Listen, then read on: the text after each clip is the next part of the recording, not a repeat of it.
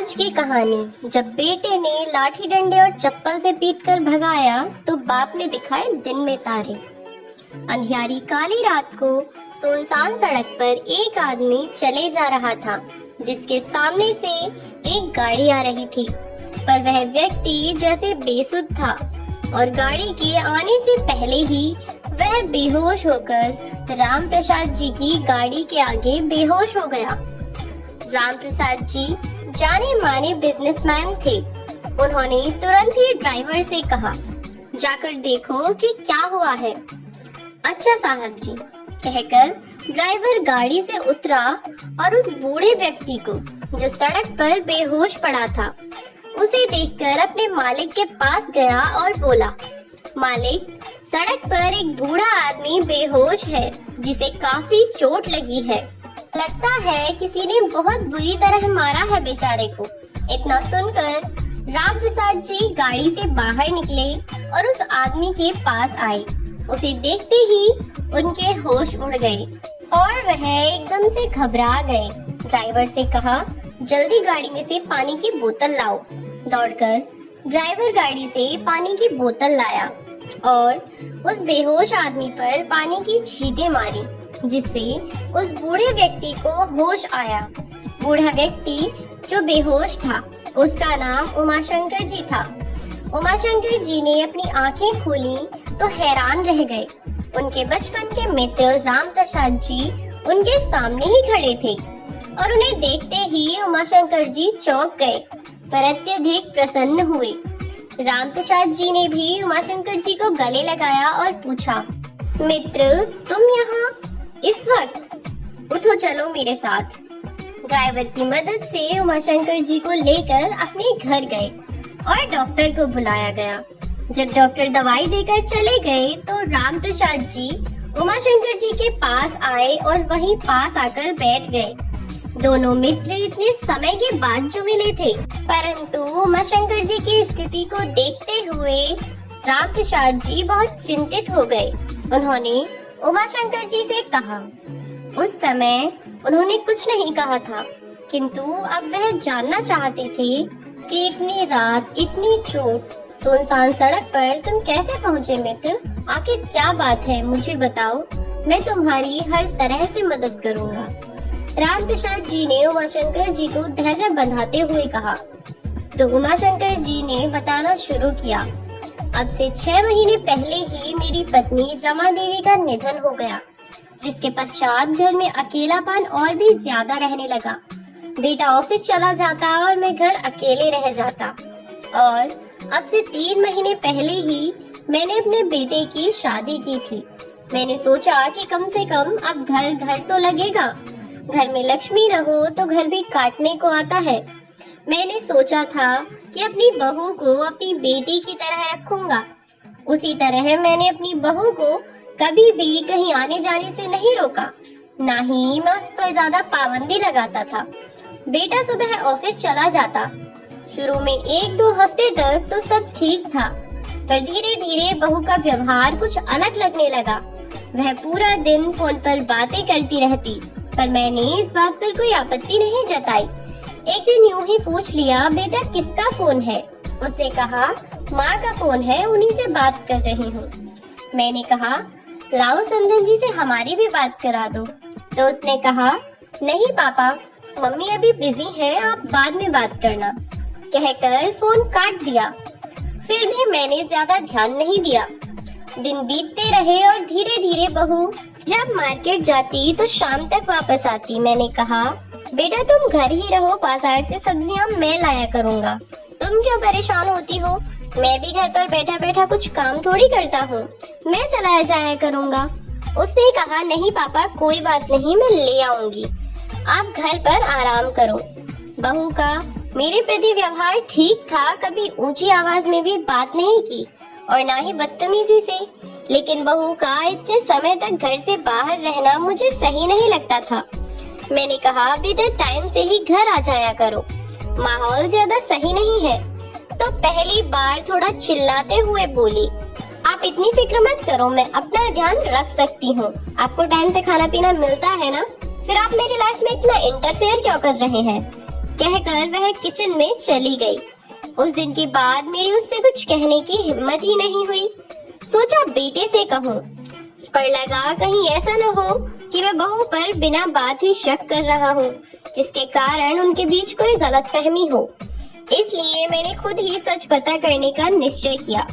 धीरे धीरे बहू बेटे के पीछे पीछे ही घर से निकल जाती और शाम को बेटे के आने से घंटा भर पहले ही घर आती। पूरा दिन घर से बाहर रहती। एक दिन मैंने बहू का पीछा किया तो देखा कि वह किसी लड़के के साथ बाइक पर बैठकर चली गई और शाम को वही लड़का उसे घर के बाहर छोड़ने आया। अब मैं इस बात पर थोड़ा गौर करने लगा। मैंने लगातार यही सिलसिला हफ्ते भर तक चलते हुए देखा।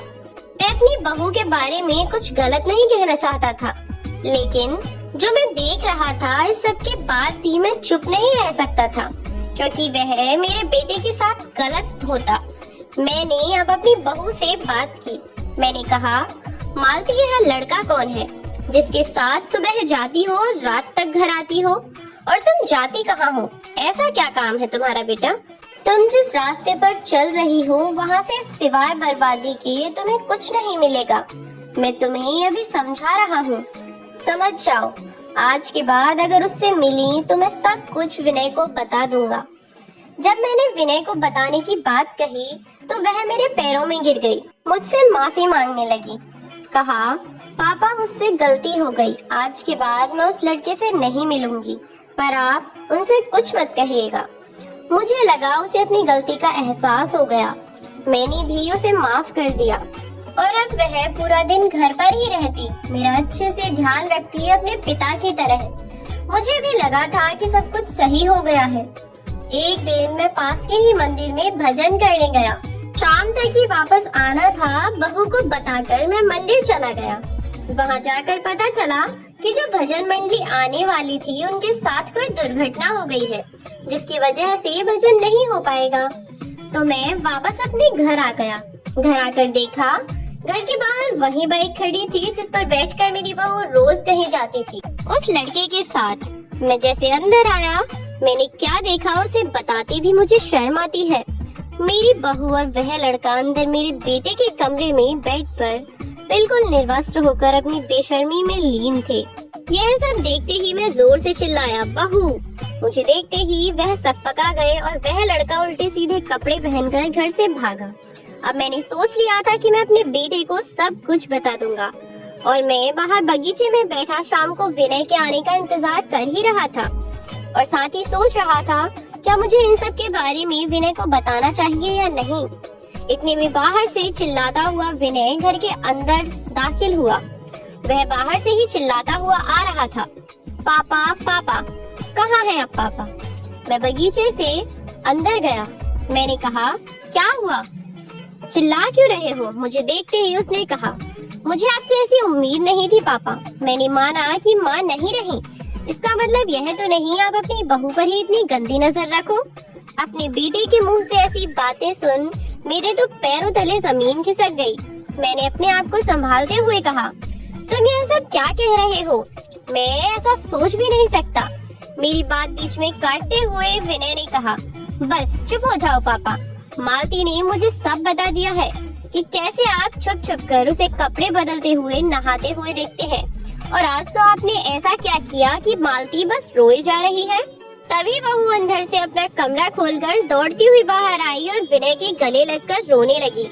रोते रोते उसने कहा, विनय, आज तुम्हारे पापा ने जब मैं कपड़े बदल रही थी तो मेरे कमरे के अंदर घुस गए और मेरे साथ जबरदस्ती।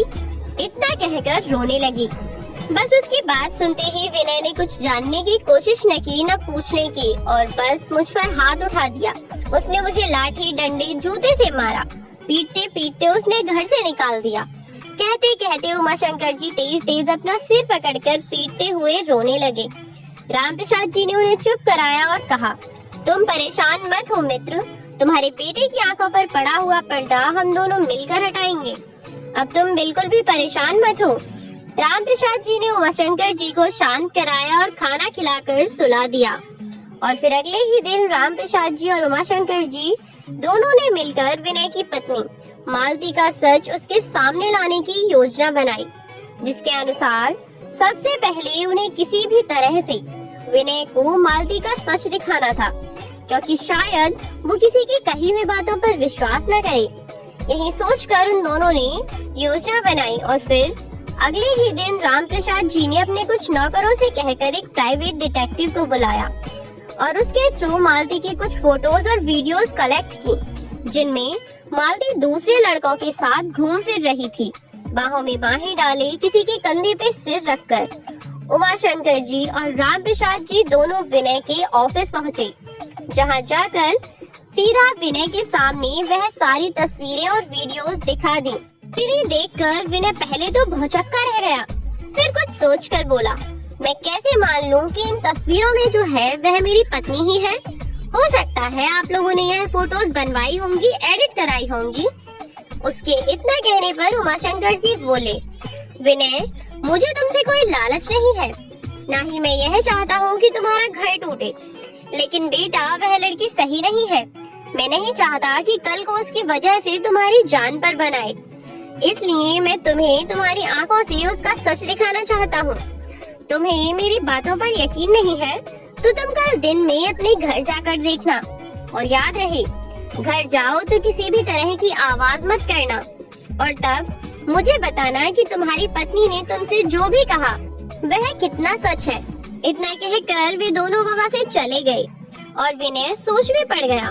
उसने निश्चय किया कि कल वह जरूर घर जाएगा और जो भी सच्चाई है उसका पता खुद करेगा।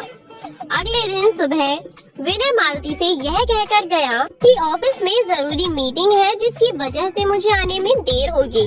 खाना बाहर से खा कर आऊंगा, तुम भी कुछ बनाकर खा लेना।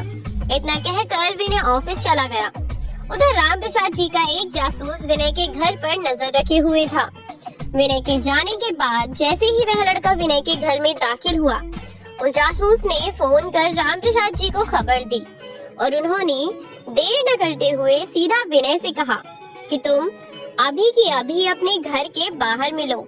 विनय भी अब इन सबसे तंग आ चुका था, वह भी सच जानना चाहता था, इसलिए तुरंत ही ऑफिस से सब काम छोड़कर अपने घर आया। उसने देखा राम प्रसाद जी और उमाशंकर जी दोनों घर के बाहर ही खड़े थे और छिपे हुए थे, जबकि उसके घर के बाहर एक काले रंग की बाइक खड़ी हुई थी, जिसे उमाशंकर जी ने पहले कई बार देखा था। उसे देखकर विनय थोड़ा गुस्से में आया। तभी दोनों ने उसे समझाया कि वह शांति से अंदर जाए और जाकर देखे कि अंदर कौन है। दोनों के समझाने पर विनय अपने जूते भी उतार कर अंदर नंगे पांव गया, ताकि किसी प्रकार की कोई आवाज न हो। अंदर जाकर उसने जो देखा, उसके पैरों तले जमीन खिसक गई। एक लड़का बेड पर बड़े ऐश से लेटा हुआ था और उसकी पत्नी उसके सामने कपड़े बदल रही थी और उससे पूछ रही थी, कैसी लग रही है यह ड्रेस। यह देखते ही विनय का खून खौल गया और उसने तुरंत अंदर घुसकर उस लड़के का कॉलर पकड़कर बेड से उठाया और बाहर गेट पर धक्का दिया। मालती को जोरदार थप्पड़ मारा और मालती एक थप्पड़ में नीचे जा गिरी। विनय अब बाहर आया और उस लड़के को लात घूंसों से मारने लगा। उसकी नजर वहाँ पर पड़े एक चाकू पर पड़ी। गुस्से में वह चाकू लेकर उस लड़के की तरफ दौड़ा। तभी उमाशंकर जी और राम प्रसाद जी भी वहाँ पहुँच गए और उनके पीछे पीछे पुलिस भी पहुँच गई। वहाँ जाकर पुलिस ने उस लड़के और मालती दोनों को गिरफ्तार कर लिया और उन्हें लेकर वहाँ से चले गए। विनय अपने किए पर बहुत शर्मिंदा था। उसने अपने पिता के सामने हाथ जोड़े और कहा, मुझसे बहुत बड़ी गलती हो गई पापा, मुझे आपके साथ ऐसा व्यवहार नहीं करना चाहिए था। मुझे माफ कर दो पापा, मैं आज के बाद ऐसा कभी नहीं करूँगा। मैं अपनी पत्नी के प्यार में यह भूल गया था कि आपने मुझे सबसे ज्यादा प्यार किया है। मेरी हर खुशी, हर छोटी बड़ी चीज का ध्यान रखा है आपने। मैं उसकी बातों में आ गया, इतना बड़ा पाप कर बैठा। मुझ जैसा बेटा तो जीने लायक भी नहीं है। कहकर वह उस चाकू से खुद को ही मारने लगा। तभी उमाशंकर जी ने आकर उसका हाथ पकड़कर चाकू दूर फेंक दिया और विनय को गले लगा लिया और उसे माफ कर दिया। तो दोस्तों, इस कहानी से हमें सीख मिलती है कि जीवन में माता पिता हमसे जितना प्रेम करते हैं, उसकी कोई तुलना नहीं की जा सकती। कभी भी अपने पति या पत्नी की बातों में आकर अपने माता पिता के साथ ऐसा व्यवहार न करें। हम यह नहीं कहते कि आप केवल अपने माँ बाप की सुने, अपने जीवन साथी की नहीं सुने, लेकिन सही को सही और गलत को गलत कहें। सही और गलत में पहचान करें, निराधार किसी को भी दोषी न माने। दोस्तों, ये थी आज की कहानी।